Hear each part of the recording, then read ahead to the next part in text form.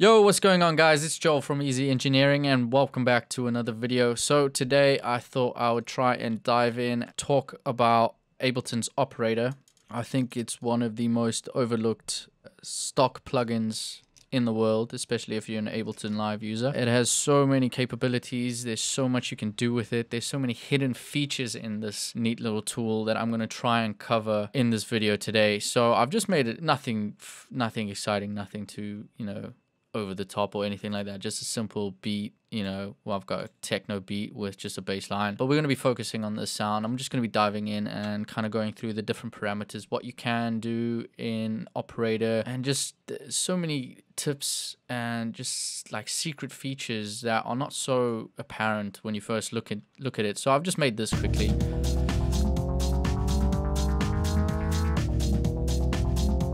And it's this sound that I'm kind of focusing on. I mean, I literally just made this really quickly. And look, as you can see, it's literally just in operator.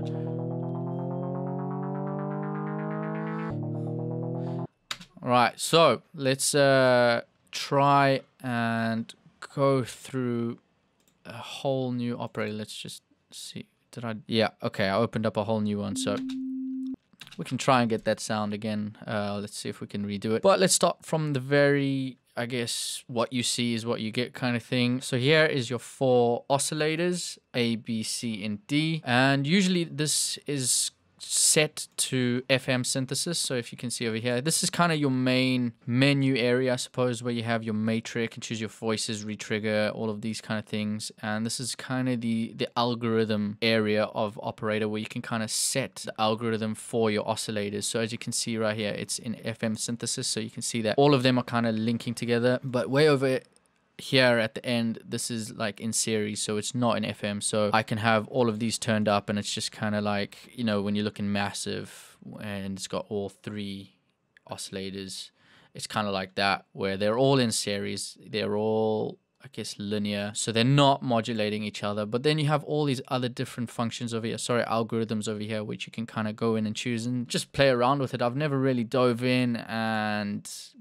gone through them all, but I feel like this one could be cool because you have 2 separate FM sounds working with each other or against each other. This one could be interesting, even this one could be interesting, but I tend to use just this one and this one. I suppose you'd want to use these for specific sounds like atmospheres and everything like that, and just a lot more complex stuff. But with this and this, it's kind of your go-to algorithms that you want to set. So over here, for the sound that you heard earlier, I had it set to this, which is in series, and I only had 2 oscillators open. So I had 2 saws like that, just kind of like that, and playing at the same time, and I have them at the same volume. And then what you can do, so this is your coarse control. This is basically, I suppose you could say, your octaves. It's not really your octaves, but it's to do with pitch. And this is just kind of your finer control, and if you change it to this, it turns it into your frequency control. So it kind of sets whatever wave you have to certain frequencies. So that obviously the higher in frequency you go, the higher pitch it will be. And then this, I think it kind of means that you're multiplying the frequency. Let's just double check this. Yeah, it's kind of multiplying it. So over here it's set to 1 kilohertz, as you can see. That means it's fixed to 1K. Then you kind of multiplying that. Don't quote me on that. I might be wrong. If anyone wants to correct me, please do. Anyway, going back to the normal state, I just had it to around 336. This is kind of just the 3rd harmonic of the root note, whichever one it's being played in. You can kind of go in, open up tuner. So let's say this is on C, 1, 2, 3. Sorry, that's the 5th harmonic I have it set to. So you can see, and now I'm playing 2 keys on my keyboard. Now I'm just playing 1.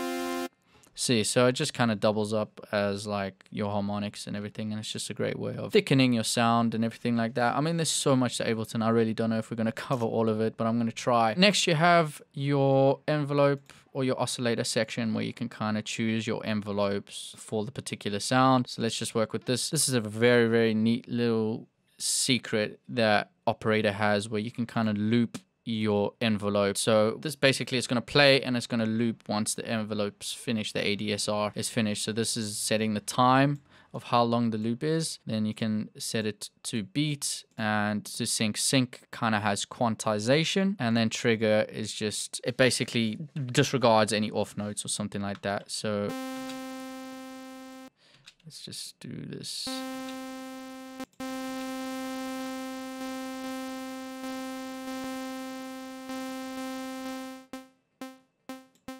There you go.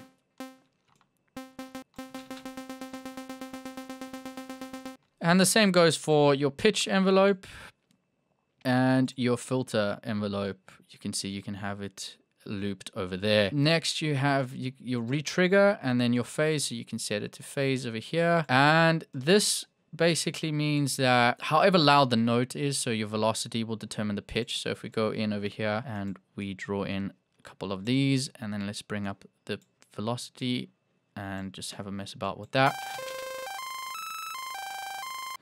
Higher means obviously higher. Oh, sorry, wrong thing. There you go. Negative means lower. Higher means obviously higher. Positive means higher, sorry. This basically is quantizing this. Again, correct me if I'm wrong, but I think if it's turned on, it's basically manual quantization. If it's turned on, it's going to quantize it. Feedback means that if it's not being modulated by another oscillator, you can modulate it by itself. Best done with a sine, maybe.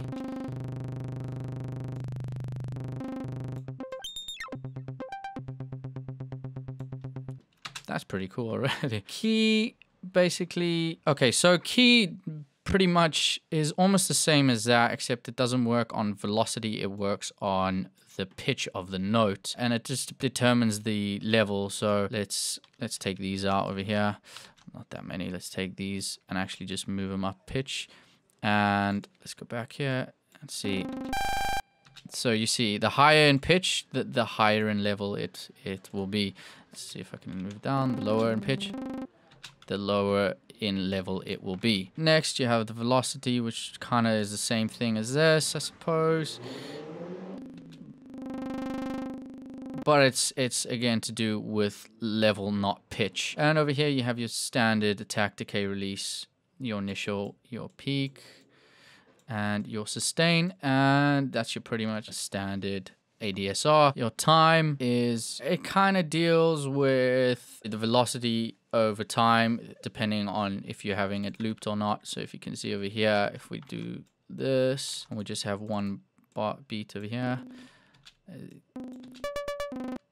so you can see it, the louder I have it, the more it messes about with like the velocity and the time of the loop. Now with repeat, it can only be activated when you have it in user. Now user is a great way of designing your own waves, and there's these three boxes over here, 16, 32 and 64. This is basically to do with harmonics. So if you have it in 16, it only deals with 16 harmonics, 32 harmonics, 64. I like to work in 16. It just, I mean, you know, I don't think you need that many harmonics to create an interesting sound.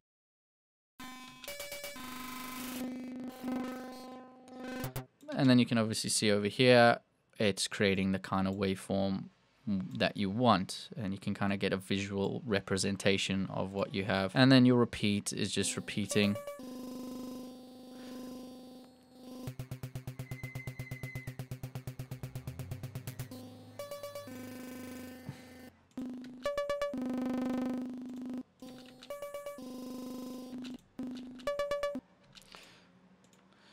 Okay, so with repeat, it's kind of almost repeating harmonics in a sense, and the higher you have it, you can see it's changing the waveform. It's kind of repeating those specific harmonics. Let's turn it off. So the lower it is, I think you'd say that's lower, the more it's kind of repeating those harsh or higher harmonics. The longer it is, you can see it's repeating more of the lower harmonics. It's rolling off the higher harmonics. All right, well, that's it for your envelope oscillator section. Time to move on back over to here. So this is your matrix, basically. I'm not going to go into this. You kind of have to just go in, and basically it's just like you basically just routing certain things to certain places, and these are all the certain things that you can route and affect within this matrix. Over here is kind of where you can choose your voices. So obviously if you want more of a bass subby stuff, you don't want multiple voices, I think. Let's add this. Turn you off. Let's turn you back to a saw. And let's just do that. Can delete all this, I suppose, all this moving about. So yeah, like I said, with the voices, you can kind of, the more voices you have, the more you can kind of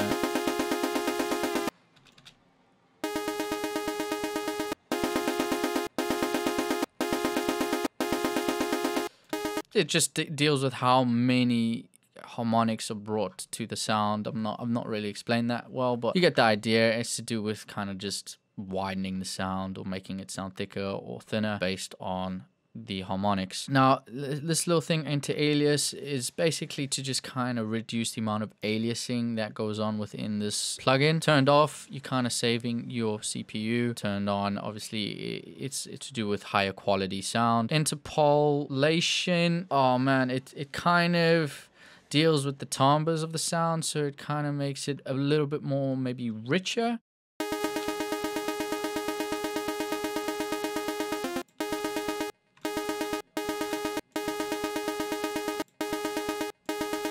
Yeah, basically having these two turned on improves the quality of the sound. Retrigger obviously is the global retrigger of the oscillators. So if you have, you know, basically it's the same thing in CRM with the random, where it kind of re-triggers the waveform from the beginning of where you set it to, rather than kind of a consistent loop, disregarding the tempo and the quantization of the track or the sound. Next, you have your pan to key. These are really interesting because basically depending on your key will depend on where it gets panned within the sound. Very, very cool stuff. So let's do that, and then that, and that, and it should pan. Not so well, but you get the idea. It's kind of depending on what key it is. The higher or lower frequencies will depend on, basically, pan key, higher or lower frequencies will determine where it gets panned in the mix, and having pan and random turned on kind of jumbles us up. So usually like higher notes will be panned to a certain side, lower notes will be panned to, let's say, left or right, and then pan will kind of randomize this. So this one over here, randomize, will randomize it and throw it all over the place. Again, really interesting to create some interesting, I don't know, atmospheres or whatever you want, really. Next is your pitch envelope. Again, we've talked about loop, and this is your pitch slope, and then you can kind of choose this destination. You got destination A, destination B. You have your glide functionality. So this is what I have turned on the bass, because you can see over here I have it overlapping, and usually you have it set to one voice, and then you have the glide turned on, and it kind of glides up depending on the amount of time that you have. So if I have it turned off, see, turned on, it's a great way of, you know, creating those nice melodic techno leads or basses that you hear. Stefan Bodzen is amazing with that stuff. Next, you have your spread. So this kind of spreads the sound out. Let's just get that over. See, you can hear over here, it's kind of panned to the right. Let's turn that off. Now it's more central. Now, obviously, with your pitch envelope, you kind of have to turn it. So this will determine where it kind of gets pitched to, and that's your envelope. So if you pitch it up, that's usually going to pitch up. Negative pitches down. Next, you can spread it. So this makes it wider.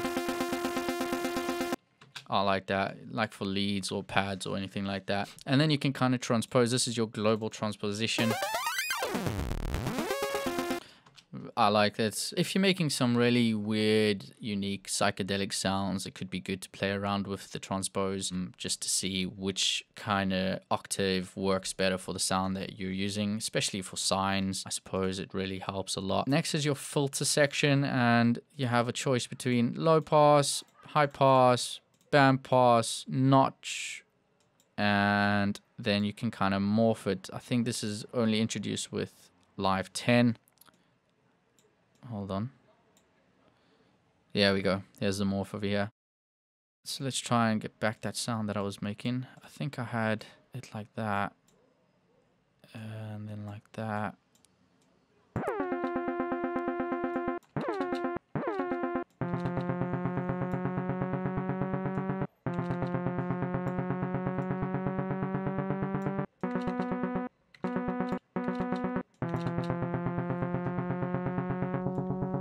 Okay, we're getting there. So next you have this filter section. Again, you have the loop. This over here, I think, yeah, for the filter and the LFO and the pitch envelope, you have this little part over here, which is the end, which kind of determines the almost release of the loop or the end of the loop. So at the end of the loop, it will do that, and then it will re-loop. So yeah, and then you have your envelope. This kind of obviously determines how much of the envelope will be attached to the filter cutoff. So if we have it fully down and then all the way up, let's loop this.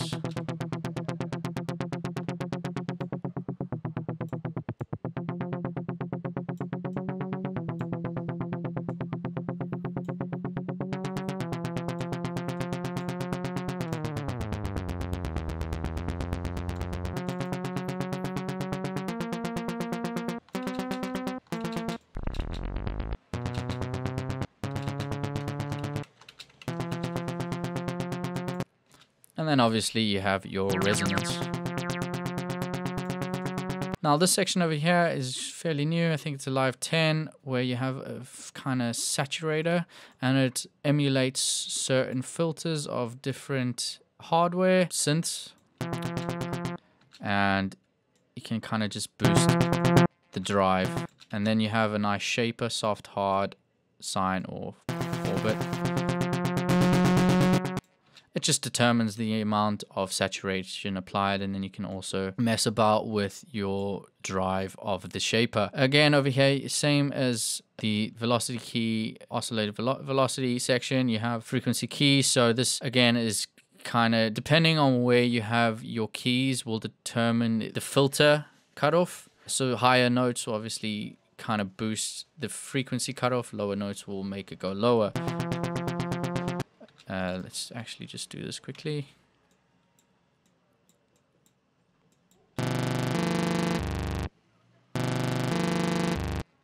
I should probably not do it in 16s. Let's do it like this.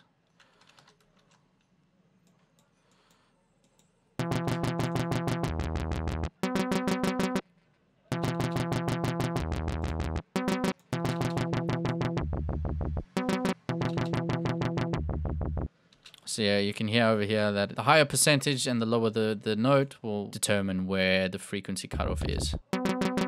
And then you have your dry and wet, standard stuff, obviously how much of the filter you have applied. And this over here again is the same as that, but this to do depending on the velocity of the note. So let's copy all of this and then mess about with the filter. And turn that up. And lastly, we have the LFO section. Same stuff as the oscillator, pitch, and filter, where you have your attack, decay, release, sustain, peak, and this one you can also loop. And then over here you have your destination, so you have your A, B, C, D, and filter, and then over here you have all these other parameters that you can affect. Now again over here, rate to key, so again if the key is high or low will determine the rate of the LFO, the amount will determine, the velocity will determine the amount of LFO applied to the sound. Over here you can select how much percentage of the LFO is applied, and over here you have your rate. So now you have a selection of low, high, and sync, and high is pretty intense. Can't really hear it with this, I don't know.